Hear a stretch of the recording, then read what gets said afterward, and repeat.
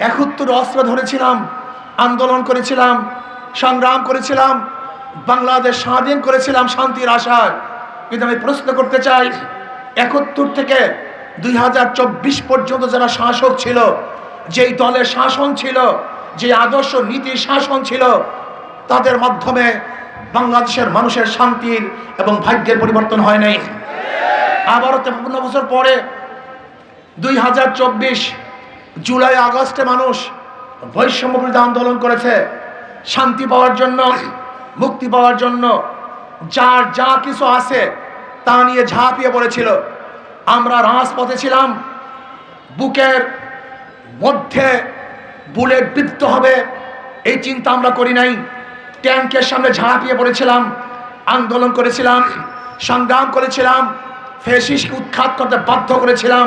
ভেবেছিলাম এদেশে চাঁদাবাজি থাকবে না, দুর্নীতি থাকবে না, জুলুম থাকবে না, অত্যাচার থাকবে না, অবিচার থাকবে না। বাংলাদেশের কোনো মানুষ খোলা আকাশের নিচে ঘুমাবে না, বাংলাদেশের একজন মানুষ ক্ষুধার্ত থাকবে না, একজন মানুষ চিকিৎসাহীন মারা যাবে না, আমার বাংলাদেশের কোনো মেয়েরা ধর্ষিত হবে না, কোনো চাঁদাবাজরা কোনো ব্যবসায়ীকে আর চাঁদা দিতে হবে না। সমস্ত মানুষের বাকশক্তির অধিকার থাকবে, সাংবাদিকের অধিকার নিয়ে লিখতে পারবে, সমস্ত মানুষের কলমের অধিকার থাকবে, জবানের অধিকার থাকবে, চলার অধিকার থাকবে, ব্যবসার অধিকার থাকবে, শিক্ষার অধিকার থাকবে, চিকিৎসার অধিকার থাকবে। কিন্তু আমরা কি দেখেছি? আজকে সাংবাদিকরা চাঁদাবাজের বিরুদ্ধে সংবাদ পরিবেশন করার কারণে জীবন দিতে হয়েছে। আজকে লেখকরা সত্য লেখার কারণে তাদের হাত কেটে দেওয়া হয়েছে। আজকে বাংলাদেশের মানুষের বাক শক্তির অধিকার নাই, সত্য কথা বললে তাদের জিভটা কেটে ফেলার হুঙ্কার আছে। আজকে বাংলাদেশের সব জায়গায় দুর্নীতি, অবিচার, চাঁদা, লুট, তারাস, গুন্ডামি, বদমাশি, জুলুম, অত্যাচার, অবিচার, বিচারালয়গুলিকে দখল করা হয়েছে। এমন কোনো সরকারি প্রতিষ্ঠান নাই যে প্রতিষ্ঠানকে দখল করা হয় নাই। এই বাংলাদেশ দেখার জন্য রাজপথে ঝাঁপিয়ে পড়ি নাই। এই বাংলাদেশ দেখার জন্য মুগ্ধ জীবন দেয় নাই। এই বাংলাদেশ দেখার জন্য আবু সাহিদ তার বুককে বুলেটের সামনে পেতে দেয় নাই। এই বাংলাদেশ দেখার জন্য হাজারো মানুষ পঙ্গুত্ব গ্রহণ করে নাই। বাংলাদেশে আমরা দুর্নীতিবাজ দেখতে চাই না, চাঁদাবাজ দেখতে চাই না, দখলবাজ আমরা দেখতে চাই না। যদি শেখ হাসিনার বুলেটের সামনে, ট্যাঙ্কের সামনে বুক দিতে পারি, তাহলে আজকে অন্যায়ের বিরুদ্ধে কেন বুক দিতে পারবো না? যদি শেখ হাসিনার জুলুমের বিরুদ্ধে কথা বলতে পারি, আজকেও চাঁদাবাজের বিরুদ্ধে কেন কথা বলবো না? আমাকে মনে রাখতে হবে, আমরা মানুষ, আশরাফুল মাখলুকাত, আমাদের চেয়ে দামি কোনো মানুষ নাই। এই দামি মানুষদেরকে যারা আজকে অবহেলা করে, হত্যা করে, অবিচার করে, ওই নিকৃষ্ট মানুষদের বিচারও এই বাংলার জমিনে করতে হবে। তারা ভাইয়েরা আমার, বিভিন্ন দল দেখেছেন মুসলিম লীগের শাসন, আওয়ামী লীগের শাসন, বিএনপি শাসন, জাতীয় পার্টির শাসন, কিন্তু মানুষের ভাগ্যের পরিবর্তন হয়নি। আমরা আইয়ুব খানের শাসন দেখেছি, শেখ সাহেবের শাসন দেখেছি, জিয়াউর রহমানের শাসন দেখেছি, সত্তার সাহেবের শাসন, এরশাদ সাহেবের শাসন, খালেদা জিয়ার শাসন, শেখ হাসিনার শাসন, কিন্তু মানুষের ভাগ্যের পরিবর্তন দেখি নেই। এর কারণটা কোথায়? দেশ পরিবর্তন করেছি, শান্তি পাই নাই। দল পরিবর্তন করছি, শান্তি পাই নাই। নেতা পরিবর্তন করছি, শান্তি পাই নাই। এর মূল কারণটা কোথায়? এটাকে খুঁজতে হবে। দেশ, দল, নেতা পরিবর্তনের মাধ্যমে শান্তি আসতে পারে না যতদিন পর্যন্ত নীতি ও আদর্শ পরিবর্তন না হবে। 2 নম্বর জমিতে 1 নম্বর ফসল হয় না। 2 নম্বর উস্তাদের কাছে 1 নম্বর ছাত্র করে না। 2 নম্বর নেতার কাছে দেশ কোনোদিন 1 নম্বর হতে পারে। যারা ক্ষমতা আসে নাই তাদের অবস্থা দেখেছেন, প্রতিদিনের খবর দেখেছেন, প্রতিদিন দেখতেছেন টর্চার সেল গঠন করছে ছাত্র দল। টর্চার সেলে মানুষকে হত্যা করা হচ্ছে, মারা হচ্ছে। আজকে ছাত্র দলকে খুন করছে। আজকে ছাত্র দলের মাধ্যমে যুব দল খুন হচ্ছে। আজকে বিএনপিকে হত্যা করছে।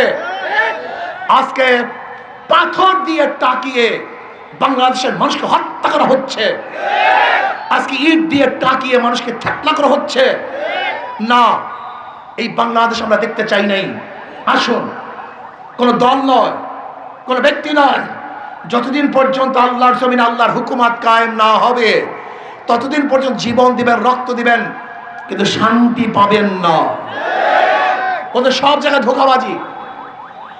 আপনারা দেখেছেন এক বক্তা বিএনপির বক্তব্য দিয়েছেন, ঠ্যাং ধরেন, এটা খারাপ কিছু না। নির্বাচনের সময় আপনি ঠ্যাং ধরবেন আর 5 বছর আপনার ঠ্যাং ধরবে। বক্তৃতা দেখেছেন? বিএনপির এক বক্তা বলেছেন, যারা বলছে নৌকা ধানের শীষ, 2 সাপের একই বিষ, তাদের জিভটা কেটে দিবেন। খুন্তা, কুড়াল, দাও, কাঁচি যা আছে তা নিয়ে তাদের জিভটা কেটে কালো কুত্তাকে খাওয়াবেন, যা কেস হবে আমার নামে হবে। এই বিএনপির বক্তব্য। আপনারা আজকে দেখেছেন বিএনপির নেতা বলেছে, ওসি সাহেব হুমকি দিয়েছে, ওসি সাহেব আমাদের কথা অনুযায়ী চলতে হবে। আপনারা দেখেছেন যে সিলেটের পাথর, সাদা পাথর সব হজম হয়ে গেছে। আপনারা দেখেছেন 3000 কোটি টাকার পাথর লুটপাট করেছে। এমন কোনো জায়গা নাই যেখানে চাঁদা দিতে হয় না, এমন কোনো ব্যবসায়ী নাই যারা চাঁদাবাজের কবলে নাই। আজকে আমার মা বোনদের অবস্থাটা কি? ভোলায় তজিমুদ্দিন দেখেছেন, চাঁদা না দেওয়ার কারণে স্বামীর সামনে স্বামীকে বেঁধে রেখে স্ত্রীকে এই বিএনপির লোকজন ধর্ষণ করেছে। আপনারা বগুড়ায় দেখেছেন, বাবা মেয়েকে বিবাহ দেওয়ার রাজি না হওয়ার কারণে মেয়ের সামনে বাবাকে হত্যা করেছে এই বিএনপির লোকজন। আপনারা দেখেছেন যে আজকে বিএনপির লোকজনের অবস্থাটা কি? চাঁদা না দেওয়ার কারণে মানুষকে হত্যা করছে, টর্চার সেলে নিয়ে অপমান করছে, অপদস্থ করছে, মারপিট করছে। ক্ষমতায় যাওয়ার আগেই তাদের এই অবস্থা। যদি ক্ষমতায় যায় অবস্থাটা কেমন হবে বলেন তো? আমি অনেক সময় চিন্তা করছি, ওনারা বারবার বলে আমরা এত কেস খেয়েছি, আওয়ামী লীগ এত কেস দিয়েছে, তাদের অবস্থা দেখে আমি চিন্তা করছি আওয়ামী লীগ তো কোন কেস দিয়েছে, কেস তো আরো বেশি হওয়া উচিত ছিল। যাদের চরিত্রের অবস্থা এই, যাদের অবস্থা এই, বাংলাদেশের পাবলিকেরও দোষ আছে। আমি কিছু নেতাকে দোষ দেই না, বাংলাদেশের পাবলিকের দোষ আছে। ওরা নির্বাচনের সময় 500-1000 টাকা নিয়ে ওদের বিবেক, দেশ, শান্তিকে বিক্রি করে দেয়। 500 টাকা 1000 টাকার মাধ্যমে বিবেককে বিক্রি করে, শান্তি বিক্রি করে, দেশটাকে বিক্রি করে দেয়। একটা মোরগ কেনা যায় 1000 টাকায় আর তোমাকে কেনা যায় মাত্র 500 টাকায়। একটা মুরগির দামের চেয়েও তোমার দাম কম। লজ্জা থাকা উচিত। একটা ছাগলের দাম 10,000 টাকা আর তোমার দাম 1000 টাকা। তুমি ছাগলের চেয়েও খারাপ। এই মানুষের বিবেক নষ্ট হয়ে গেছে। চাঁদাবাজ, গুন্ডা, বদমাশের মাধ্যমে দেশের মানুষের কোনোদিন দুর্নীতি বন্ধ করা সম্ভব না। এর জন্য আসুন আগামী নির্বাচনে যাদের মধ্যে তাকওয়া আছে, আল্লাহর ভয় আছে, এই যে দেখতেন আব্দুল কাইয়ুম সাহেব, নেত্রকোনা সিংহ পুরুষ, যদি এই সমস্ত লোক ক্ষমতায় যায়, এই যে আব্দুর রব্বানী সাহেব, আমাদের আরো প্রার্থীরা যারা আছেন, নুর ইসলাম হাকিমি সাহেব, তারপরে মুখলিসুর রহমান সাহেব, বহুত বড় বড় আলেম, এরা বড় বড় আলেম, এদের হাতের মধ্যে চাঁদাবাজির কোনো ছোঁয়া নাই, এদের হাতের মধ্যে জুলুমের কোনো ছোঁয়া নাই, এদের হাতের মধ্যে খুনের রক্ত নাই, অত্যাচার অবিচারের রক্ত নাই। এরাই যদি ক্ষমতায় যায় তাহলে এদেশের মানুষ মুক্তি পাবে, শান্তি পাবে। আমি অনেক সময় বলি ওদের সব জায়গায় ধোঁকা। যারা নৌকা নিয়ে নির্বাচন করে নৌকা চালাতে পারে না, যারা ধানের শেষে নির্বাচন করে ধান কাটতে পারে না, যারা নাঙ্গলি নির্বাচন করে নিজের নাঙ্গল বইতে পারে না, সব প্রতীক গরিবের, কিন্তু যারা নির্বাচন করে একজনও গরিব না। নৌকা কাদের প্রতীক? গরিবদের। ধানের শেষ কাদের প্রতীক? গরিবদের। নাঙ্গল কাদের প্রতীক? সব গরিবদের, কিন্তু যারা নির্বাচন করে একজনও গরিব না। তার মানে ওদের মার্কার মধ্যে আর ওদের মধ্যে ব্যবধান, মুনাফিকি। কিন্তু হাত ফাঁকা এমন একটা প্রতীক, যারা নির্বাচন করে তারাও ঘুরাতে পারে, যারা সমর্থন করে তারাও চালাতে পারে।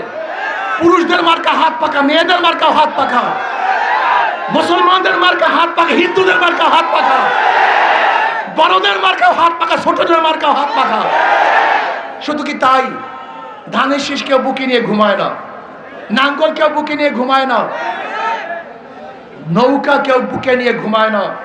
কিন্তু ঠিক ঘুমের সময় যেই মার্কাটা বুকের উপরে থাকে সেই মার্কাটার নাম হাত পাকা। কারেন্ট ফেল করে, হাত পাকা ফেল করে না। হাত পাকা সবাইকে শান্তি দেয়। আমি বিশ্বাস করি যদি হাত পাকা বিজয় হয় সমস্ত মানুষ বিজয় হবে, হাত পাকা বিজয় হয় এই রাষ্ট্র বিজয় হবে, হাত পাকা বিজয় হয় সব জাতি বিজয় হবে। কাজে আজকে থেকে ইনশাআল্লাহ এখানে যারা আসছেন ঘরে ঘরে দাঁড়ে দাঁড়ে ওদেরকে বুঝাতে হবে, পাবলিককে বুঝাতে হবে তেঁতুল গাছে কোনোদিন আমের আশা করা যায় না, চোর ডাকাত বদমাশদের মাধ্যমে দেশ কোনোদিন শান্তি হতে পারে না। এই জন্য ইনশাআল্লাহ এবার আন্দোলন চাঁদা মুক্ত দেশ গড়ার আন্দোলন। আগামী বাংলাদেশ দুই ভাগে ভাগ হয়ে যাবে। কয় ভাগে ভাগ? ইসলামের পক্ষের শক্তি এবং ভারতের পক্ষের শক্তি, বিপক্ষের শক্তি। ভারতের পক্ষের শক্তি, ভারতের বিপক্ষের শক্তি, ইসলামের পক্ষের শক্তি, ইসলামের বিপক্ষের শক্তি। এই দুই ভাগে ভাগ হয়ে যাবে। ইসলামের পক্ষে, ভারতের বিপক্ষে, ইসলামের বিপক্ষে, ভারতের পক্ষে। কি কথা ঠিক না? কাজে আপনারা ভারতের পক্ষে ইসলামের বিপক্ষে থাকতে চান না ইসলামের পক্ষে ভারতের বিপক্ষে থাকতে চান? কাজে আসুন আমরা সমস্ত ইসলামী দলগুলো ঐক্য হয়ে আগামী দিনে একটা বাক্স দেব। যেই এলাকায় যে ইসলামের প্রার্থী থাকবে আমরা তাকেই ভোট দেব, তাকেই নির্বাচিত করব, তার দল করবে ইনশাআল্লাহ। আমি বিশ্বাস করি আগামী দিনে আমরা সমস্ত ইসলামের পার্টিরা একত্রিত হয়ে একটা বাক্স দিতে পারি তাহলে আগামী দিনে ইসলাম ক্ষমতায় যাবে, অন্য কেউ ক্ষমতায় যাবে না ইনশাআল্লাহ। ইসলামকে মানুষ ক্ষমতায় নিবে, অন্য কোনো আদর্শকে ক্ষমতায় নিবে না ইনশাআল্লাহ। কাজে আসুন আমরা সবাই ইসলামের পক্ষে থাকবো, হাত পাকার পক্ষে থাকবো। আমি প্রার্থী ঘোষণা করছি নেত্রকোনা 1 মাওলানা মামুনুর রশিদ রব্বানী দুর্গাপুর কলমা কান্দার থেকে। বলেন আলহামদুলিল্লাহ। নেত্রকোনা 2 নেত্রকোনা সিংহপুরুষ হযরত মাওলানা আব্দুল কাইয়ুম সাহেব দামাত বরকাতুহুল আলিয়া।